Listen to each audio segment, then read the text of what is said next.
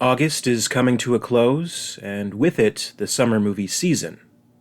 We saw the release of Alien Romulus, which has all us Alien fans talking and is getting a lot of attention, but I'd be remiss to not talk a little bit about an important anniversary that 2024 brings us. 20 years ago, in August of 2004, Alien vs. Predator first hit the big screen. It's hard to believe it's already been so long, but it was a long time coming in the first place. Ever since fans first saw the xenomorph skull in 1990's Predator 2, there was speculation about an upcoming movie where the two iconic monsters would clash in a battle to the death. And surely with a battle like that, whoever wins, we lose. Or so the tagline told us. It was a no-brainer combination of franchises, in the grand tradition of classics such as Frankenstein meets the Wolfman, or the contemporary such as Freddy vs. Jason, which released a year prior. Years of development hell, scrapped ideas, abandoned screenplays, and endless arguments on internet chat rooms and message boards finally brought us to this moment. So let's take a look back, 20 years ago, to Alien vs. Predator. For me, during this time in the early 2000s, I was all about the AVP games for the PC from Rebellion Developments. These were absolutely legendary games that let you play campaigns from the perspectives of the Alien, Predator, and Colonial Marine, as well as offering competitive matches online. I was obsessed with these games.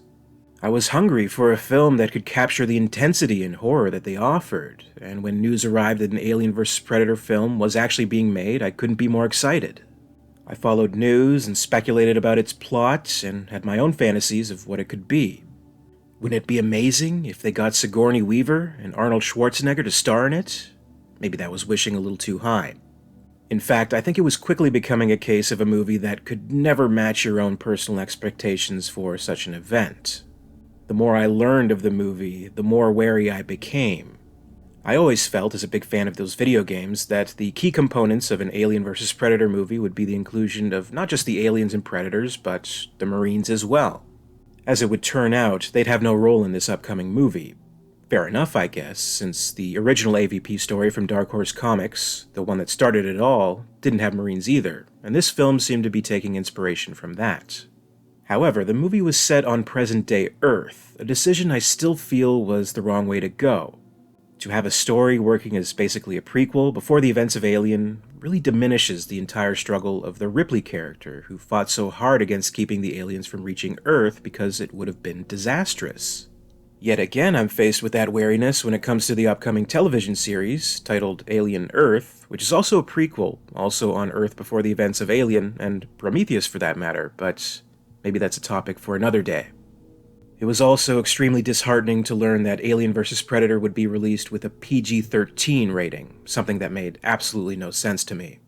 Both series were known for having scary, violent elements, and to tone that aspect down would be an absolute sin. And I think the final nail in the coffin, which really dwindled my expectations, was the fact that the movie was not being screened for critics.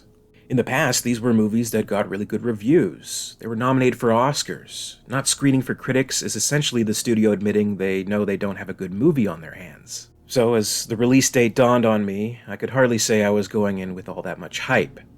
But as a fan, of course I had to go see it. I had to decide for myself, good or bad. And it was actually the very first Alien or Predator movie I was old enough to go see at the theater at the time. I remember walking out and feeling pretty disappointed. Not hugely disappointed, I didn't think it was an awful movie, just not all that it could have been. It was a simple enough movie. It definitely took a step back from the horror elements of the series and leaned more into an action-adventure film. Wayland Industries satellites discover a mysterious ancient pyramid in Antarctica, and a team is assembled to investigate. Little do they know, these humans have been lured in to unwillingly participate as hosts for alien creatures so that 3 young predators can hunt them in a rite of passage ritual. That's the plot in a nutshell. We have a lot of characters in the mix, clearly a good deal of them are just facehugger fodder so that we can get an army of aliens. This would be the first, but unfortunately not last time, that I felt they played around with the life cycle where we go from facehugger to chestburster to full-grown alien at a ludicrous speed. The main characters that are given more attention aren't especially interesting. Sanaa Lathan playing Alexa Woods is very clearly written as a Ripley type, but it's hard to accept any substitutes for the greatest sci-fi heroine of all time. The PG-13 rating really does hurt it. You can see so many moments that are just screaming for a little more violence, but it restrains itself to an almost comical degree. The action scenes aren't bad, but suffer from this very specific early 2000s style where almost every movie was trying to do the Matrix bullet time slow motion thing, which is a little silly looking back on it now. Overall, the movie just felt like a tame, cartoonier version of each franchise. A watchable movie, entertaining in many respects, but there was much left to be desired. I've revisited Alien vs. Predator many times in the past 2 decades, and generally my qualms with it remain the same, but I think I've softened to it a little bit over the years. It certainly helps that you can kind of take a look at it from a point of view that it's really more of a separate spin-off than an actual key part of the continuity. It goes for its own thing, but it does offer its own connections, it's just that you can take it or leave it. While it's set on present-day Earth, the majority of the movie takes place within the pyramid beneath the surface of Buvatoya Island. We are told this is the most isolated place on planet Earth. It's a decent setting, and I suppose not a bad alternative to the futuristic dark corridors of the spaceships, colonies, and prisons of the previous Alien movies while still maintaining that familiar feel. The set design is quite good. We have ancient Predator statues and the walls of hieroglyphics, and it's a nice touch that the pyramid itself actually feels alive, constantly shifting and changing, making the characters rats in a maze. Maybe it all would have served some of the thrills and tension better if we were actually able to invest in the characters, but that's not to take away from the cast, who do the best with what they're given. A lot of adding to the characters and how they come off is achieved in the casting alone, and we have some great character actors included here. Colin Salmon, Ewan Bremer, and Tommy Flanagan are highlights for me. They always pull off great and interesting work, no matter how small their roles may be. While I do have criticisms of Sanaa Lathan being written as a Ripley type, that's hardly her fault, and she pulls off a good performance regardless of that. She's still able to make the Lex Woods character her own, and she has the screen presence to lead the entire movie. It's especially impressive considering how really the last half hour or so of the movie is just her acting against a silent monster. So a lot of it comes down to her physicality and her facial expressions conveying her fear, disgust, and ultimate understanding of her alien hunter ally. Really a huge task, and she probably doesn't get the credit she deserves for it. Had they gone in a different direction for the sequel, it would have been nice to have her return and explore this character a little further to see what they could do with her. I'm actually a little surprised we never saw any more of her in the extended universe stories like comics or novels. She exists purely and singularly in AVP. And I have to admit, one of the major saving graces of the movie was seeing the return of Lance Henriksen to the series. Previously having played the android Bishop in James Cameron's Aliens, and Bishop 2 in Alien 3, here he plays Charles Bishop Weyland, billionaire industrialist and CEO of Weyland Industries. Literally the Weyland of Weyland-Yutani, an apparent inspiration for the Bishop android's likeness. Whatever continuity implications this may present, and whether or not they were completely erased by Prometheus, it is truly great to see Lance Henriksen playing a key character and being the one ambassador of the past movies appearing in AVP. I suppose that other than Sigourney Weaver, this is an actor we can most associate with the Alien movies. He's been in the 3 movies, done voice work for video games such as Alien vs. Predator 2010, Aliens Colonial Marines, as well as the William Gibson Alien 3 audio drama, and his likeness as Bishop continues to this day with the modern Alien comics from Marvel. He lends a lot to the production, not just as a version of a beloved character, but the veteran actor of the group. And I think he's actually the best written character of them all. He's really the only one with a clear and interesting motivation, with sincere conflict, and a nice redemption arc. I think my favorite scene of the movie isn't actually any of the Alien or Predator action, but rather a quiet moment between Weyland and Alexa where he speaks of his own legacy and learns the tragic story of her father's death. They could have easily snipped such a scene out and moved forward with the action, but it was an important scene that set up the stakes for these characters on a personal level. I appreciated that. Recently, I've sung a lot of praise for Alien Romulus when it came to its use of practical effects, and I think it's only fair that Alien vs. Predator deserves similar praise. Especially during this time in Hollywood, there were many productions eager to overuse CGI effects when the technology was still comparatively new in creating fully rendered computer-generated characters. To put it into perspective, AVP only came out about 3 years after audiences everywhere were introduced to the CGI monstrosity was the hybrid of The Rock and a giant scorpion in The Mummy Returns. Here, the computer effects are used sparingly, and only when very specific and dynamic movements are required of the film's creatures. The bulk of the effects are practical. Studio ADI, having previously worked on Alien 3 and Alien Resurrection, returned to create a magnum opus of animatronic and suit effects for the creatures of AVP. It's truly impressive work that pushed the limits of practical effects in just about every respect. I love the design of the aliens. They felt very classically alien, and they have a true physical presence on screen that I don't think you can quite get with CGI. There's just something about them being there, on set, with the actors, actually interacting, that feels so much more convincing. The Queen alien in particular was a really good and incredibly elaborate effect. The technology had become so much more advanced than it was in 1986, so this animatronic is able to move a lot more fluidly, and to see this thing in action behind the scenes must have been awe-inspiring and probably a little bit terrifying.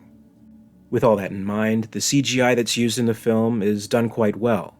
If you're watching with a critical eye, you're sure to notice what is and isn't CGI, but I don't think it stands out awkwardly. It composites pretty nicely and is a lot more seamless than what we saw previously with Alien Resurrection's 1997 CGI, which didn't really age all too well. I think with a movie like this, it's absolutely essential to find the right blend and balance between special effects technologies, and the teams behind AVP were certainly up to the task. Even with some criticisms of the action scenes, naturally you're going to walk into a movie like Alien vs. Predator with the expectation of seeing these two movie monsters have a big fight, and it delivers there. It has a very memorable tentpole action scene where the alien and Predator brawl it out, and it is a very satisfying moment. I think it plays out in exactly all the ways you could hope for, seeing their respective strengths and abilities play out against each other.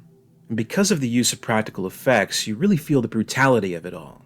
In no way does it feel like you're watching a video game play out or something like that.